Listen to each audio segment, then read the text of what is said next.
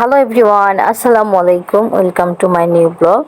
আজকে আমি দেখাবো আপনাদেরকে কলার মোচা ভালো করে বেছে লবণ দিয়ে পানি দিয়ে একটু সিদ্ধ দেওয়া হয়েছে। পানিটা ঝরে এখন মামনি বাটতেছিল, আর সাথে বেশি করে একটু পেঁয়াজ আর রসুন একটু দিয়ে আর দিলাম চিংড়ি মাছ দিয়ে ভালো করে একটু ভাজতেছিলাম। তার সাথে এখন দিয়ে দিলাম সর্ষে বাটা।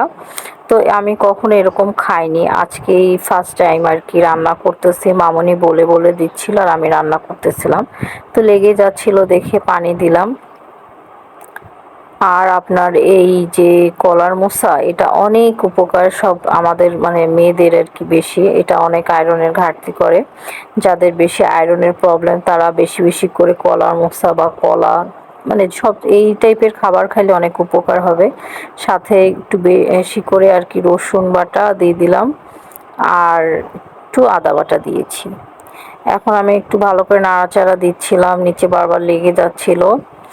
মামনি কিন্তু অনেক ধরনের আর কি আইটেম জানে কলার মোচা দিয়ে, আমি কখনো খাইনি এরকম।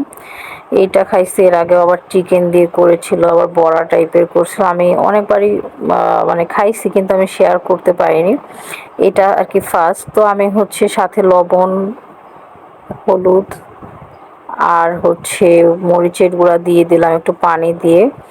তারপর হচ্ছে দিয়ে দিলাম হচ্ছে কলার মোচা যেটা বেটে রাখা হয়েছে ওইটা দিয়ে দিলাম। এখন ভালো করে মিক্স করে দিচ্ছি। এরকম ভাবে কিন্তু আমার মাকে আমি কলার মোচা রান্না করা দেখি নাই, তাকে শুধু একভাবেই দেখছি, সিদ্ধ করে কুচাইতো বা হচ্ছে কুচায় সিদ্ধ করতে, এই টাইপের আর কি।